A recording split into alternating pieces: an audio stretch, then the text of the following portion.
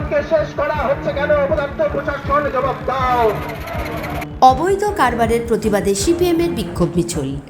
খনি অঞ্চলে প্রায় শোনা যায় অবৈধ বালি, মাটি, কয়লার ব্যবসার কারবার, আর এরই প্রতিবাদে নামলেন সিপিএমের কর্মীরা। দামোদর নদী থেকে অবৈধভাবে বালি উত্তোলন, অবৈধভাবে মাটির নিচ থেকে কয়লা তোলা ও পাচারের প্রতিবাদে এইসব কারবার বন্ধ করবার দাবি নিয়ে সিপিএম রানীগঞ্জের এরিয়া কমিটির ডেপুটেশন রানীগঞ্জ থানায়। অভিযোগ, রাজ্যের বিভিন্ন প্রান্তে যেভাবে বেআইনি কয়লা, বেআইনি বালি পাচারের কারবার ক্রমশ বেড়েই চলেছে, সেখান থেকে রানীগঞ্জ এলাকাও মুক্ত নয়। বুধবার বিকেলে রানীগঞ্জের ডলফিন ক্লাব মাঠ থেকে একটি মিছিল বের করে রানীগঞ্জ এরিয়া কমিটি। এই মিছিলে সিপিএম এর কর্মীরা যান রানীগঞ্জ থানায় ডেপুটেশন দেওয়ার জন্য।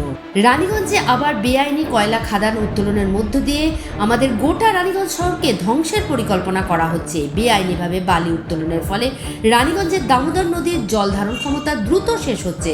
দামোদরকে কার্যত রাজস্থানের মরুভূমিতে রূপান্তরিত করতে চাইছে তৃণমূলের রাজত্বে।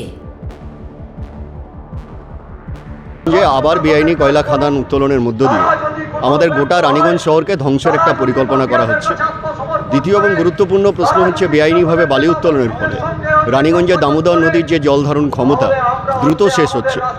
দামোদরকে কার্যত রাজস্থানের মরুভূমিতে রূপান্তরিত করতে চাইছে এই তৃণমূলের রাজত্বে বালি লুঠেরার দল। ফলে এই বালি এবং কয়লার মাধ্যমে বেআইনিভাবে উত্তোলন রানীগঞ্জের মতো একটা দীর্ঘ জনপদ, যা ধ্বংসের মুখে দাঁড়িয়ে এই বিপুল অংশের মানুষ হচ্ছে যে বিপন্ন, এবং তার সাথে সাথে সমস্ত কিছু যা কারবার হতে পারে, মাটি কারবার হতে পারে, লৌহ কারবার হতে পারে, যা হতে পারে, যা লুটের কারবার হতে পারে, কালীঘাটকে বালিঘাটে রূপান্তরিত করা পশ্চিমবাংলার মাননীয় মুখ্যমন্ত্রীর অনুপ্রেরণায়, তার ভাইপোর হচ্ছে যে প্রেরণায় গোটা রাজ্য জুড়ে যা চলছে, আমাদের রাজ্য রানীগঞ্জকেও আজকে ধ্বংসের মুখোমুখি দাঁড় করিয়ে দেওয়া হচ্ছে।